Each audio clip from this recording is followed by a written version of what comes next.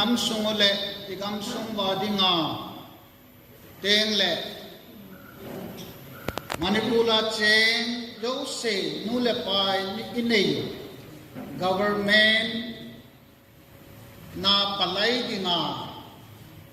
lamkai thata ta ilhen do ho zaunta tunia Maicham Sempeh ho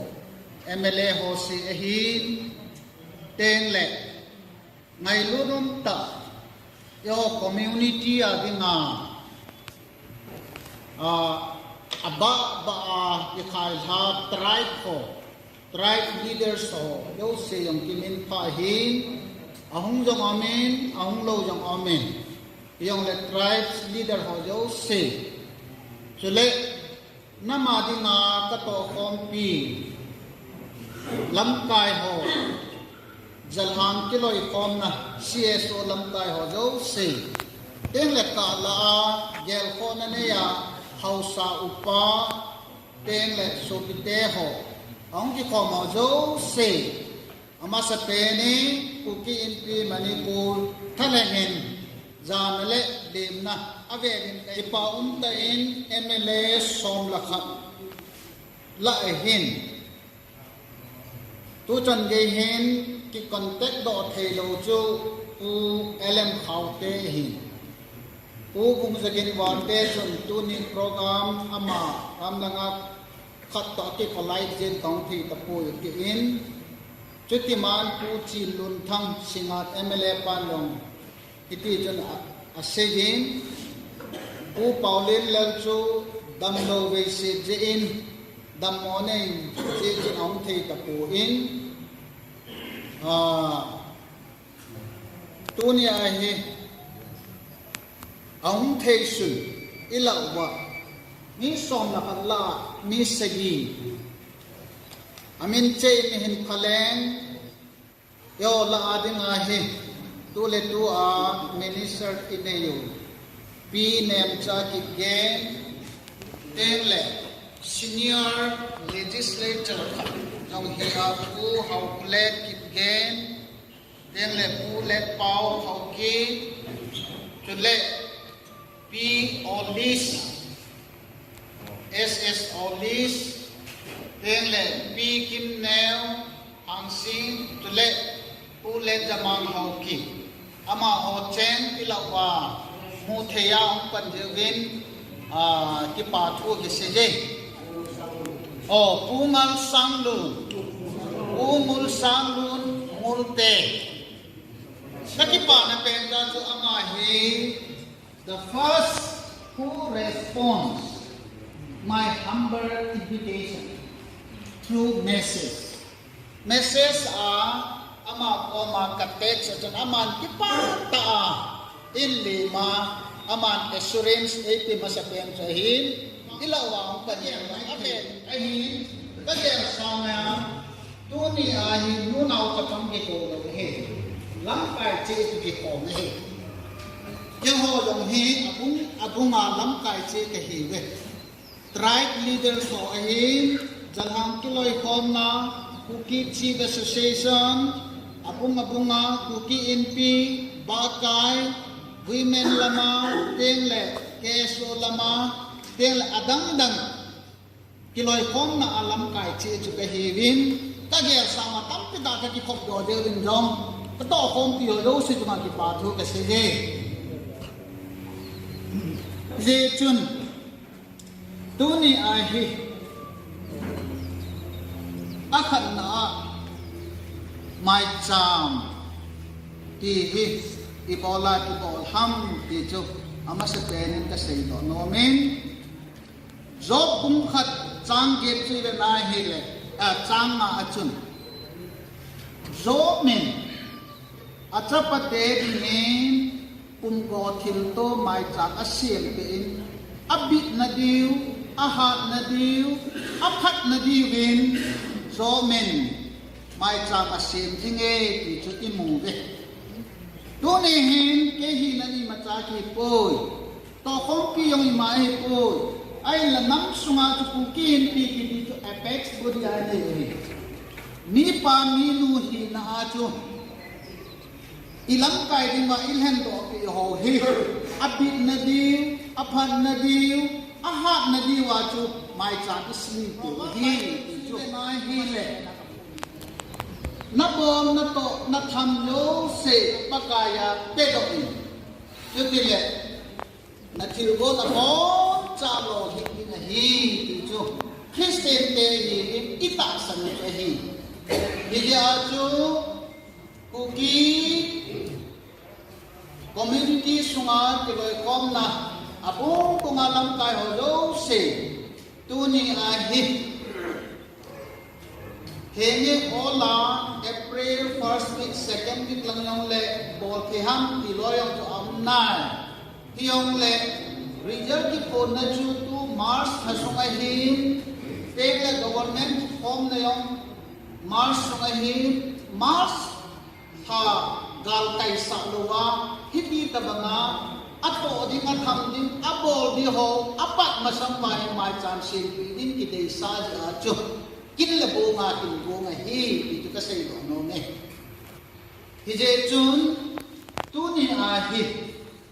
ilam kai di wai hen do ho hi gan ki san so mai chan sin hi ato di atham di abol di ho do se chu pakaya thong lu no te ya tu ni a hi mai chan sin hi ti chu alam mai chan sin lo na ka sei khenu ne tu March 23 ni a chu kiloi pom na lam kai yo se dilai office ai ka to pom wa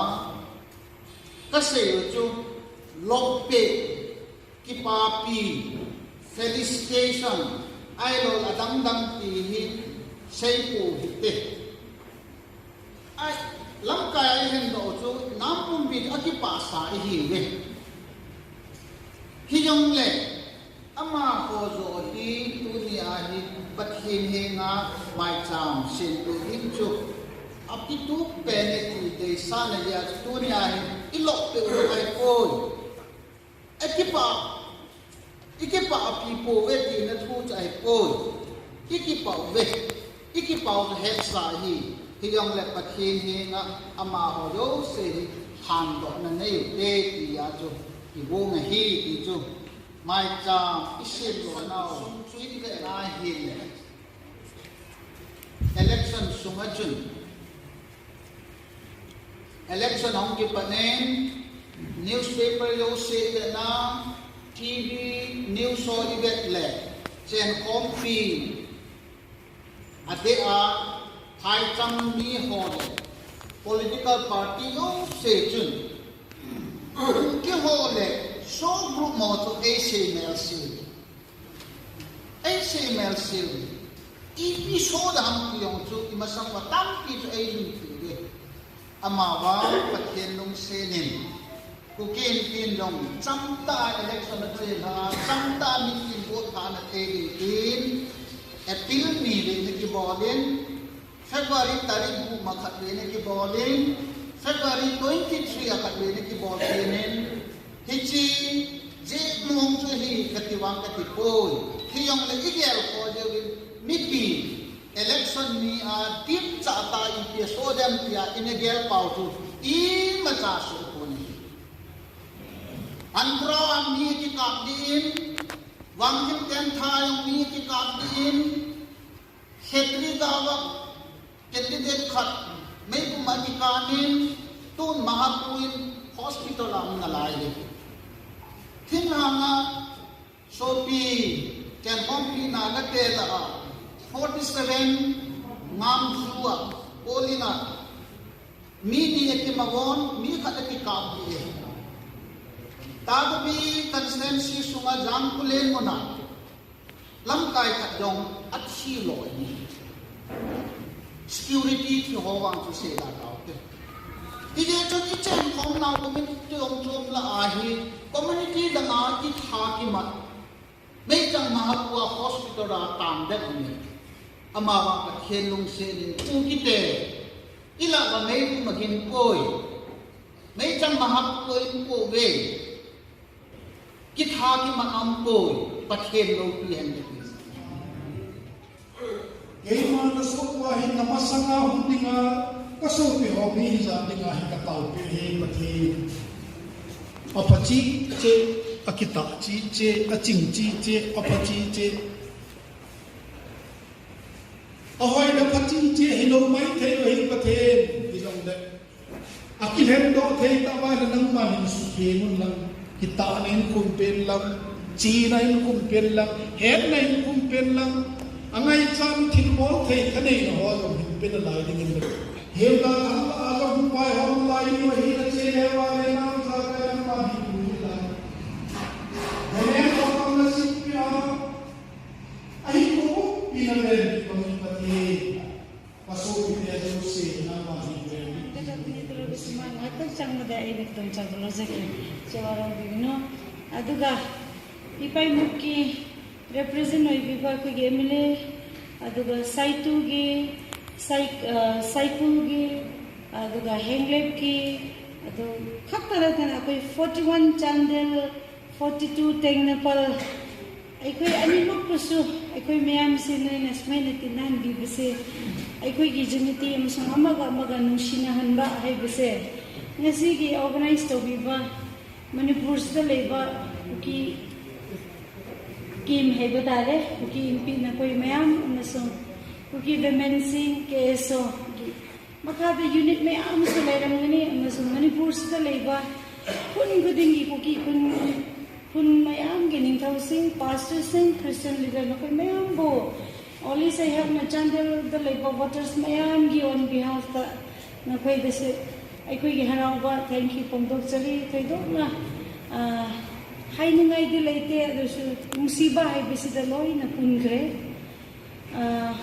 wari da sabu ga da wari mayam leidani ngasi phami ba na koi mayam si mitokana su yaude aikoi amakhakta ni heba na koi su khamba gi damukta ni mayam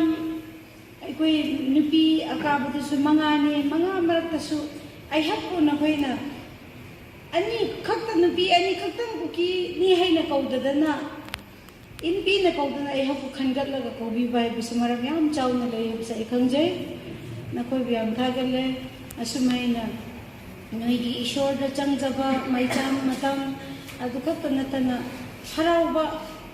matam da nisingbiba asigum dauna awaba matam desu aigi awaba na koi gi awaba matam desu ai busu nisingbiyo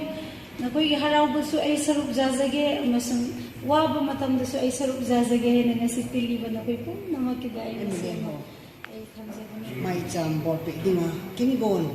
ai ne na wa ahung kal songa kim thiempo Reverend Dr. Sakai Chongloi Semang Kuki Inpi Sitting there Hong todo cái mà liệt chân pi ho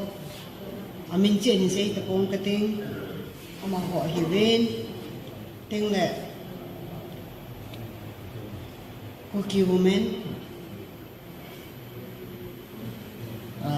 Kuki student organization tiếng là tribe họ leader họ dấu gì tiếng là media là cái gì là bốn sẽ kể bên kangai duk na salam kan pemen he heti tabang kin gon imu thi he pathenit inam ohung wil kitai heti min he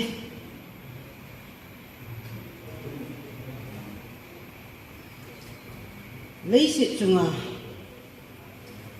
athupi benta chum Maicham Christian te dinga Kuki Inpi piten nen gon he pathen na lung sunga thuan se ya hitabang pathe na Maicham nei sen pe he ina moyong hongwang de ti he takin na ka taw ja he tuni ni ko he neu pat ipia MLA kan de na ipia BJP kan join ham ti pa he Congress ko 2016 kan bon akiche hen government he BJP te nan po pha no hen e chu kho he gin dum je lam de hin na inam isu ve da he ba inam thu hin se chu center he Manipur la Congress ha jing jong da center hin na inam isu se du cha inam lam kai hon suan lawin inam isu say thading ahong I'm saying to BJP government here. Kaveh nahi le opposition na to ting hiyong ko kasapoi kata BJP join kan bol hin he. State na hat ni izong le center a hat na ai le center chu inam kong ei tor ho wa inam kong tor ho hin ki ho piding le inam hin wedding to center hi ja chu kan BJP ka join hin a hi wangin kon khani di he thim po win BJP Hindu itiwe Congress ang Hindu he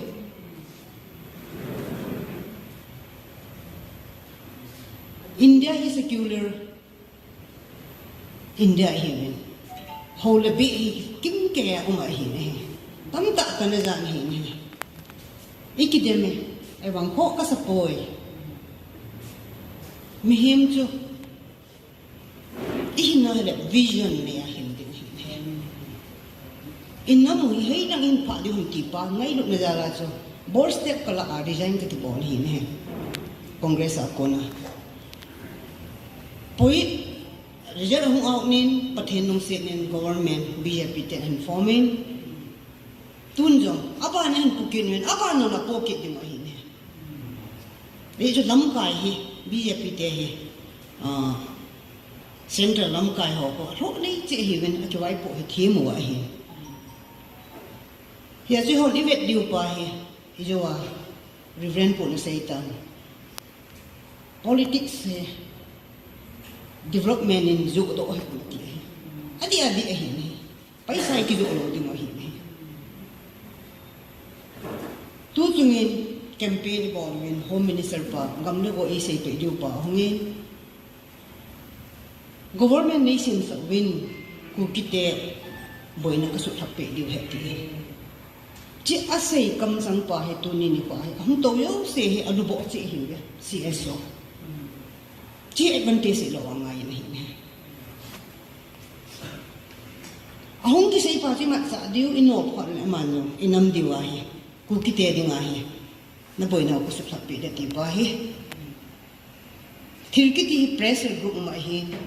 legislature ho he pressure group ai pon asay dinga he ji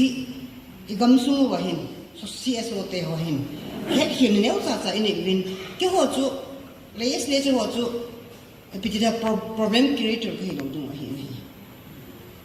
democracy ki ti chu for the people by the people we the people ki ti hin I right na chu I sei thi na mi pin an sei pa chu apoi phoda sei dinga no hon legislature nation do hin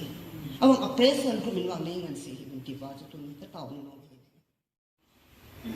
tu ni anu min hindi ta bang som la di kai ka lo hin ina nu iso pino olisin ke pa thon sei chu ahung kon do na ke he ni bible kuki ni ke pa ke he ni je chen ka ki pa in phak ga de te ama azau je a chu som la hi wo hin he adang ho hi ko hi we ta chu democracy ki ti numbering game ni hol Kuki nampi te numbering at si hat lo hi. Di nga oli.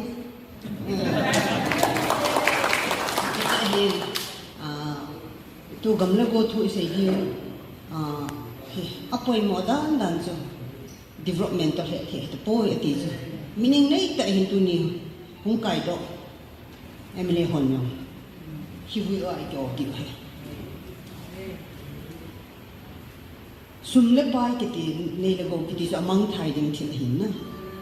awa in namu khan ko pau he Israel te in Egypt gama sho chan pha ahong sho chan chu ipi pu te wen to a nom ta chen na ga me ipi o hin ikinung to lo wa sumle pai ya development ikibo development lang achi wa hin la Israel te Egypt gama aso chan chu na saka ki ahita ni he je jun kilung khan pen kilung se to tin kidem to to po te thing hang mi hi we naga ku kyong te po te thing hang mi in sung khat ho khat even tu ni ka so pi te ho ko ma ka tim nom ni cho alu bo chi hu a hin e so pi na ka te tong kin ta po te ทิ้งเฮามีหิวข้าเน้นดิ้งคมเต่าเตติไปก็เห็นติ่มโลมาเห็นนี่โควิดก็ใส่บางจนคริสเตียนเตะดึงทุกปีเป็นจุไม่จำเห็นอินปีอินก็ว่าเลยอีที่อินนำมาพัดถึงจันดาดำอีที่กันโตนาวหล่อถึงลาดำที่ป้าสุขันเสดอหันตินที่จันสุขโหลิมเห็นตินอาจารย์เน้นเป็นยังกูกินปีเตะฟันในโลหินมันอย่างนั้นแล้วพัดอะไรเนี่ยนั่นเดี๋ยวจะพัดกับเปโนมินจะจบอินปีประธานผู้ห้องเห็นตินna bahara duty ditan den na sa dawan na duty tan ne pat kapi no min boina haksat na umay ni kizato hitin ikitho to diu hi no ho jala hi chidin mun ka din hi ke hon yong ka het hi mu be ti pa chu achai na ka hin se tan ki pa e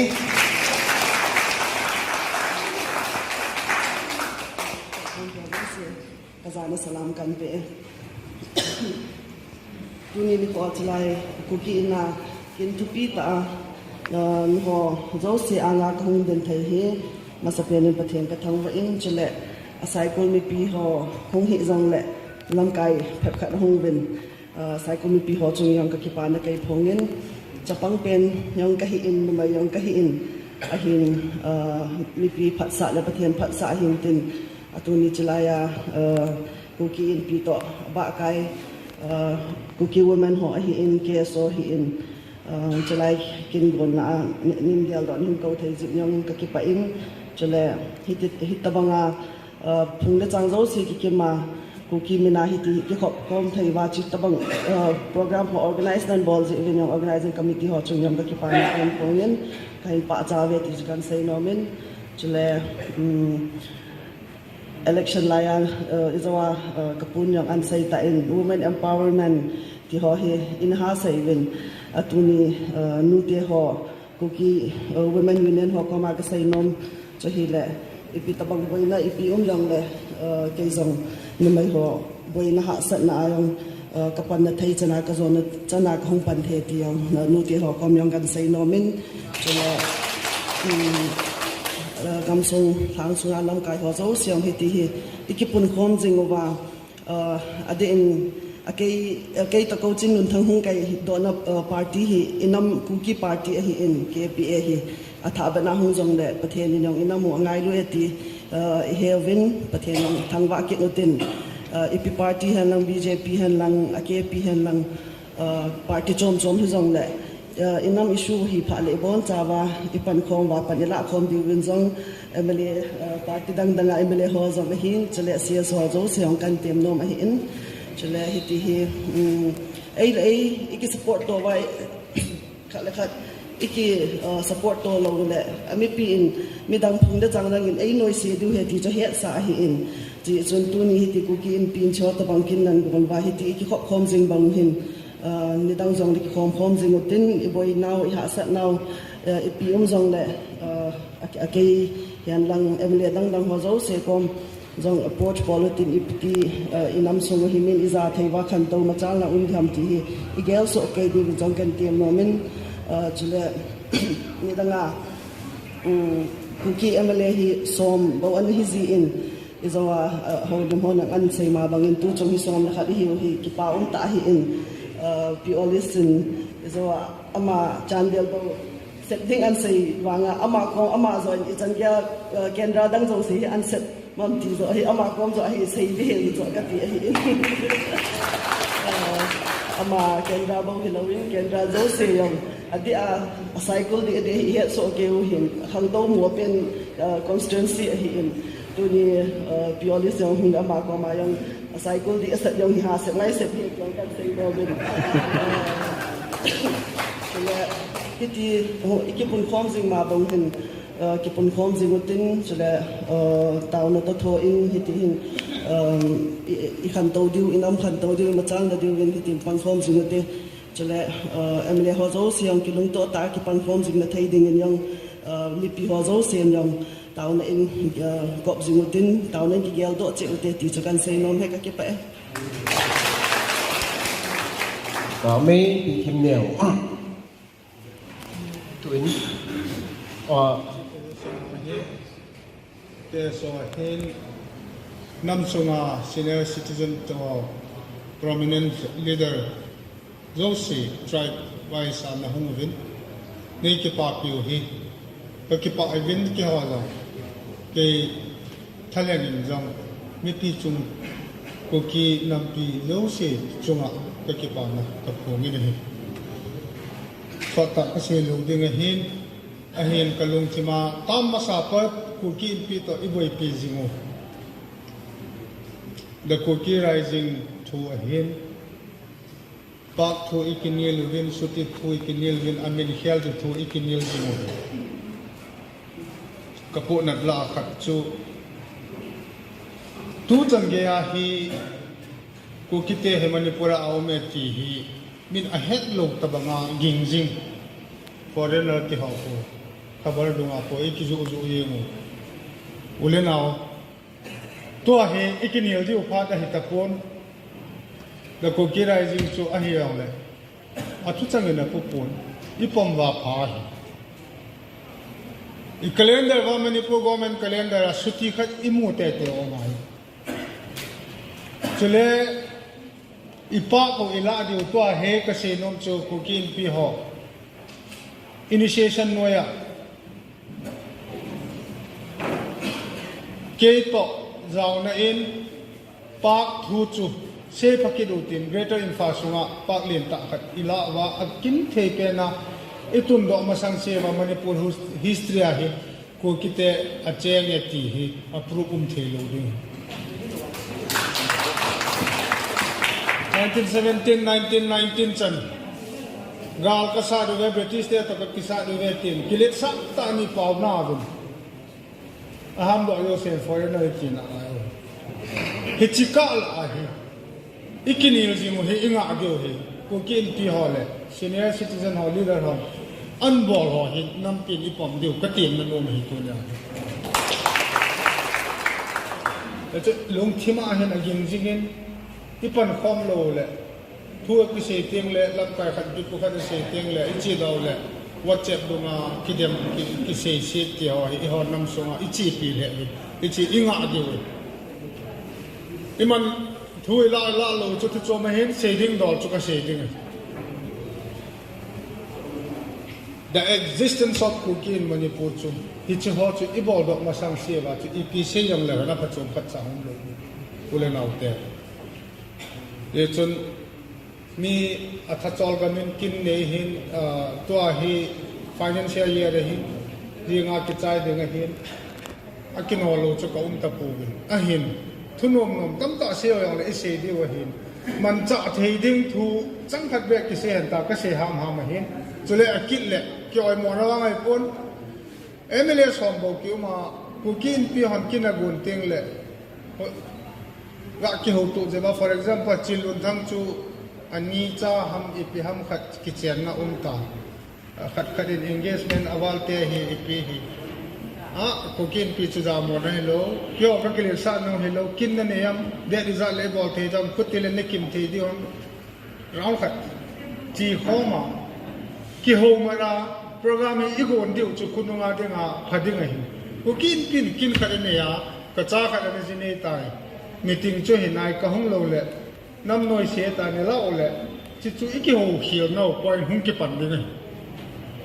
pe chun ki ho ma jiu tin program ho hi ma kho bai chi pi the diu thu chang thul khat le ni ka se hi a sen la po ten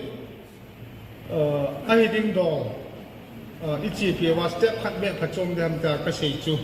ka se hele mi pin ngai da mo belang ke yong kin tam ta ka ne hi chun ka ki pa e